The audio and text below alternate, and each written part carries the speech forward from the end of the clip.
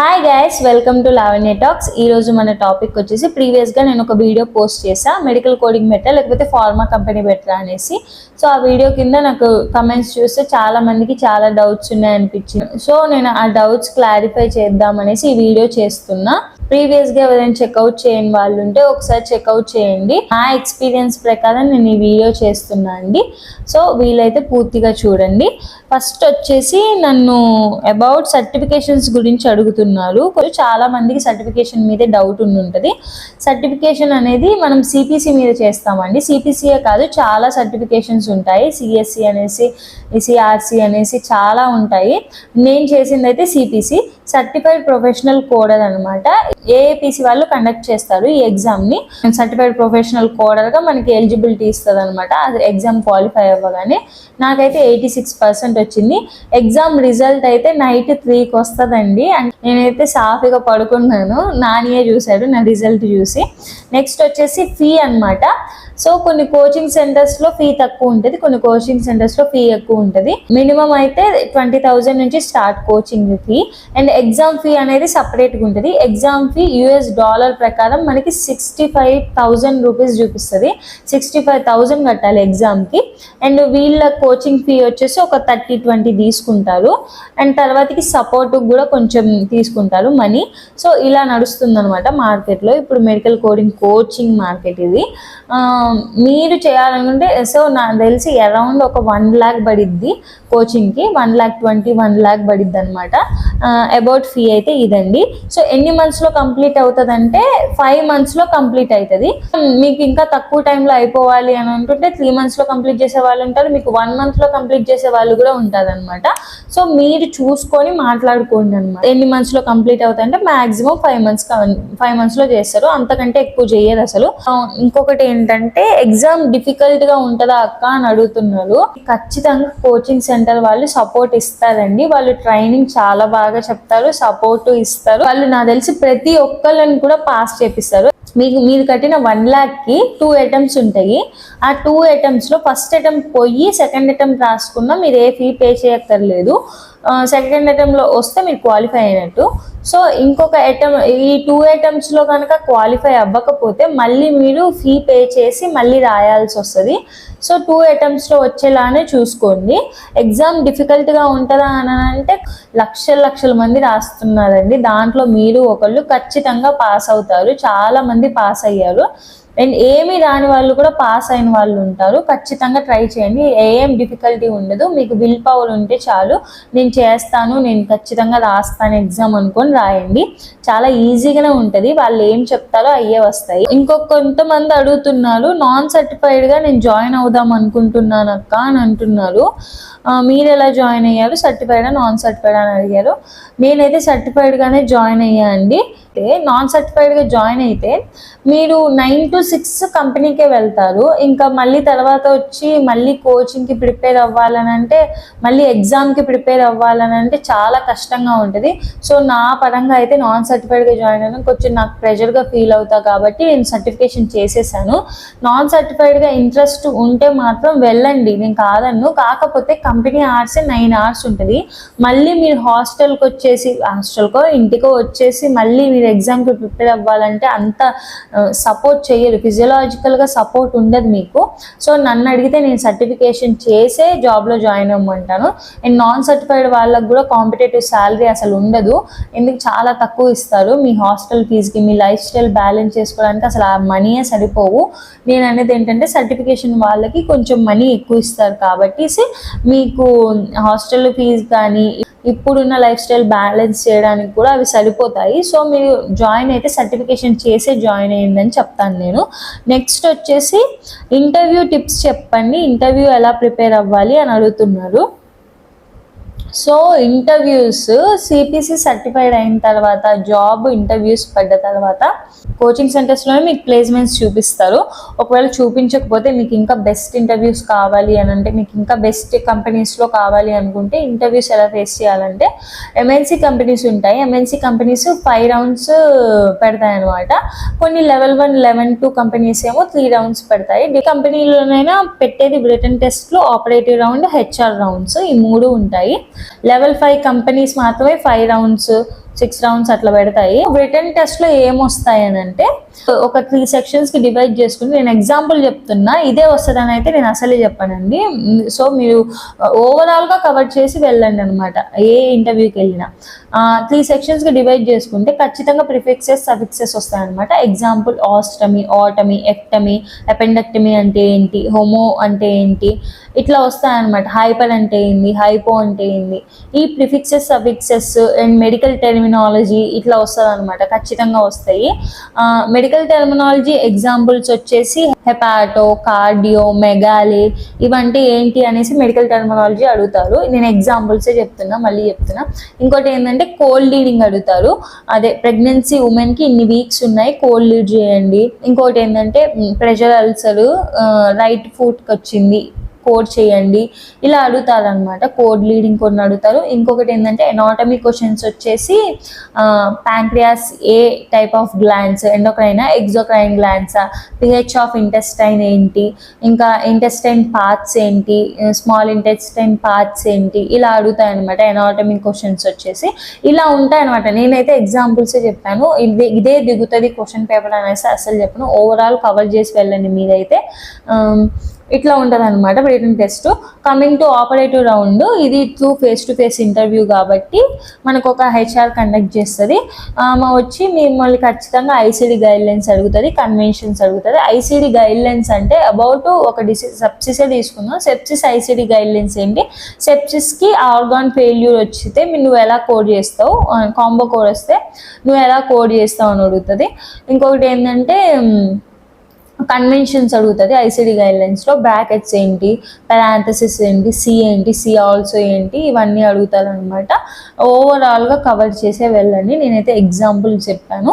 So మీరైతే భయపడకుండా వెళ్ళండి. ఫస్ట్ ఇంటర్వ్యూ ఫేస్ చేయడం అయితే ఓకే నేను చెప్పగలుగుతానుతూనే వెళ్ళండి. మొత్తం కవర్ చేసి అయితే మీ బెస్ట్ మీరు ఇవ్వండి. ఇంకా రిజల్ట్ అనేది ఇంకా బెస్ట్ వస్తుంది అనుకోవడమే, రాకపోతే ఇంకా మనకి బెస్ట్ ఆపర్చునిటీస్ ఉన్నాయి అనుకోవడమే, వస్తే మాత్రం ఓకే మనం బాగా చెప్పాము అనుకోవడమే.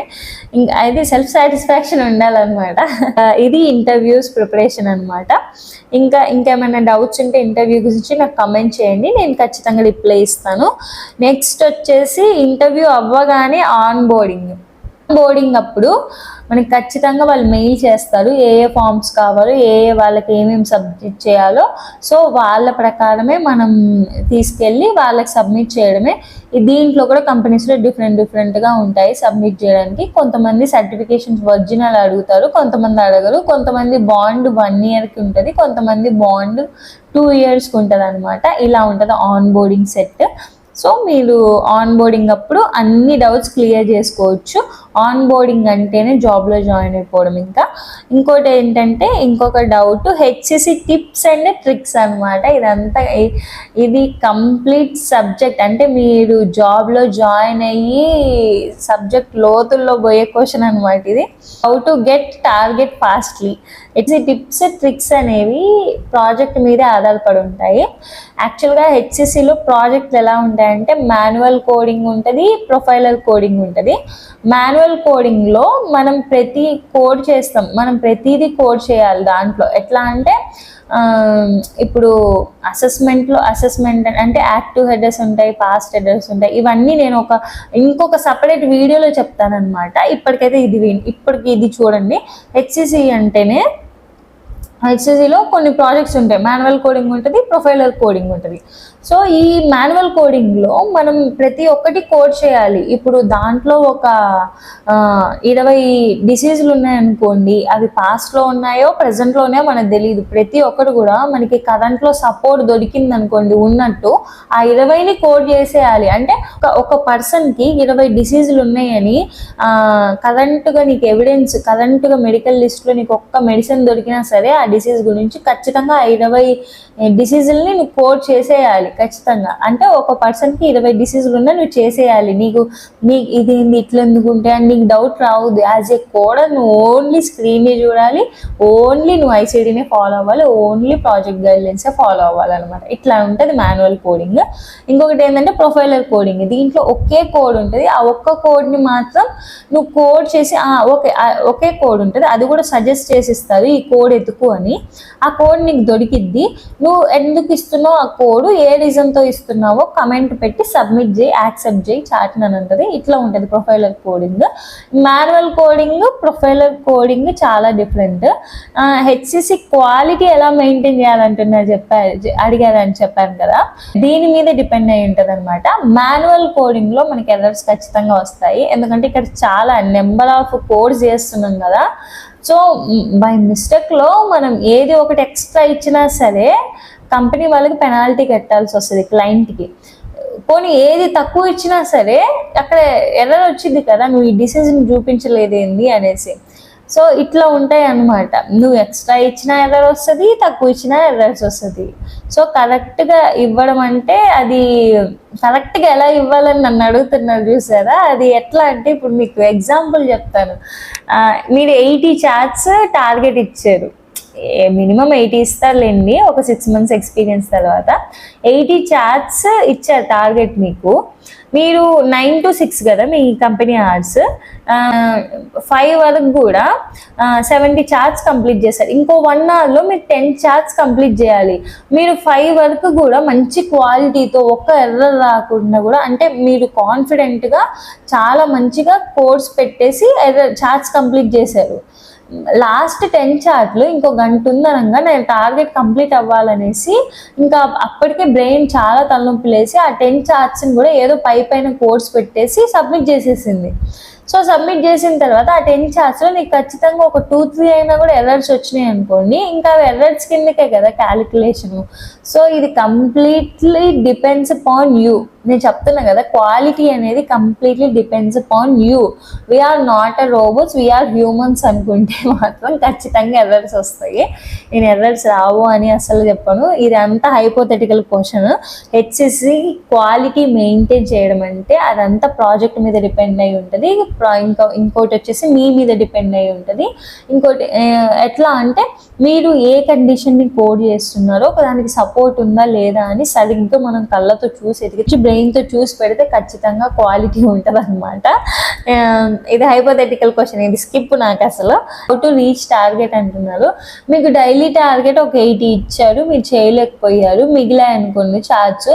మీకు ఆ వీక్లీ టార్గెట్ అలానే ఉండిపోద్ది. సాటర్డే రమ్మంటారు, సాటర్డే వచ్చి చేసుకోండి అమ్మా అని అంటారు, సండే అయితే రమ్మన్నారు. ఒకవేళ సాటర్డే మీరు వచ్చి చేసుకుంటే మాత్రం దానికి ఖచ్చితంగా పే చేస్తుంది కంపెనీ. ఇట్లా ఉంటాయి అన్నమాట టార్గెట్స్. మీరు టార్గెట్ కంప్లీట్ చేస్తారా, క్వాలిటీ ఇస్తారా? మీ హెచ్సిసిలో అయితే ప్రొడక్షన్ క్వాలిటీ ఉండాలి, ప్రొడక్షన్ కౌంట్ ఉండాలన్నమాట. రెండు మెయింటైన్ చేయాలి. రెండు ఒక దగ్గరే ఉండవక్క అనొద్దు మళ్ళీ హెచ్సిసికి వెళ్ళిన తర్వాత. రెండు మెయింటైన్ చేస్తేనే మనం ఏం చేసినా అక్కడ చెల్లిద్ది. ICD combination course how to lead in ICD 10 data అని అడుగుతున్నారు. ఇది చాలా సబ్జెక్టివ్ క్వశ్చన్స్ అండి. కాంబో కోడ్స్ వచ్చేసి మనకి జనరల్గా డయాబెటీస్ మిలిటస్ అండ్ హైపర్ టెన్షన్స్తోనే ఉంటాయి. ఇంకొకటి ఏంటంటే క్రిటికల్ కండిషన్స్ సెప్సిస్తో ఉంటాయి. ఇట్లా ఉంటాయి, ఇంకా ఉంటాయి. మనకు ఒక సపరేట్ వీడియో చేసి పెడతాను మీకోసం. నేను ఇప్పటికైతే ఓవరాల్గా చెప్తున్నా. కాంబో కోడ్స్ వచ్చేసి డయాబెటీస్ అండ్ హైపర్ టెన్షన్, ఇవి రెండు కూడా ఇథియాలజీ. సో వీటికి మేనిఫెస్టేషన్స్ కోడ్స్ ఎప్పుడైనా విడిగా ఇచ్చారనుకోండి, we can take as a combo code. అంటే ఎగ్జాంపుల్ డయాబెటీస్ డిఎం మెన్షన్ చేశాడు అసెస్మెంట్లో, అండ్ ఇంకొకటి ఏంటంటే సికేడి మెన్షన్ చేశాడు. వాటికి విత్ అండ్ ట్రూ లింకేజ్ ఎక్కడ ఇవ్వలేదు మీకు. So we can take as a combo అండి. అండ్ డిఎం విత్ సికేడి 1122 మనం మెన్షన్ చేయొచ్చు అక్కడ. కానీ కొన్నిసార్లు ప్రొవైడర్ మెన్షన్ కూడా చేస్తారు, అప్పుడు కూడా 1122 తీసుకోవచ్చు. ఇంకా కాంబో కోడ్స్ వచ్చి హైపర్ టెన్షన్ మీద ఉంటాయి. రెండింటి కాంబో కోడ్స్ ఉంటాయి. Hyper tension with heart diseases and with CKD అనమాట. ఈ మూడితో కలిపి కూడా కాంబో కోడ్స్ ఉంటాయి. I13 సిరీస్ వస్తాయి. And DM CKD hypertension ఇచ్చారనుకోండి, ఒకదాంతో అంటే ఇప్పుడు డిఎం విత్ సికేడి ఇచ్చి హైపర్ టెన్షన్ మెన్షన్ చేశారనుకోండి అసెస్మెంట్లో, DM with CKD and true లింకేజ్తో ఆల్రెడీ కంబైన్ అయి ఉన్నాయి కాబట్టి 1122 ఇచ్చేసి I10 సపరేట్గా ఇవ్వాలి. ఇలా ఉంటాయి అనమాట కాంబో కోడ్స్. నేను వీటి గురించి సపరేట్గా చేస్తాను. డిఎం విత్ కాంబో కోడ్స్ చాలా ఉంటాయి. Polyneuropathy, nephropathy, retinopathy, chronic kidney disease, peripheral vascular disease, ఇవన్నీ డిఎం లింక్డ్ డిసీజెస్. హైపర్ టెన్షన్కి వచ్చేసి heart disease and kidney diseases ఉంటాయి. I12 series, I13 series and I11 series ఉంటాయి. సో ఇలా బ్రీఫ్గా నేను ఇంకొక వీడియోలో చెప్తాను.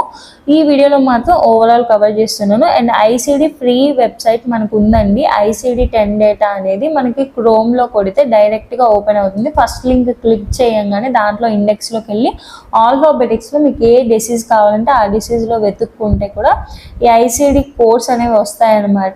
ఇంటర్వ్యూ ప్రిపేర్ అయ్యే వాళ్ళు కొంచెం ఈ లీడింగ్ నేర్చుకొని ఇంట్లో కూర్చొని నేర్చుకుంటే మాత్రం ఇంటర్వ్యూస్కి యూజ్ అవుతాయి. కొన్ని కంపెనీస్ అడుగుతాయి ఎలా లీడ్ చేస్తావు ఈ కోడ్ని అని.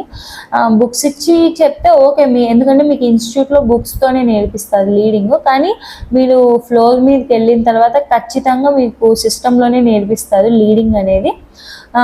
అక్కడ నేర్పించవచ్చు, నేర్పించకపోవచ్చు. సో మీరు లీడింగ్ అనేది ఇప్పుడే కొంచెం నేర్చుకుంటుని ఇంటర్వ్యూస్ కూడా ఈజీ అవుతుంటుంది. ICD-10 డేటా అనేది మనం ఏం సబ్స్క్రిప్షన్ తీసుకోవసరం లేదు, డబ్బులు కట్టుకోవసరం లేదు, ఫ్రీగా ఉంటుంది.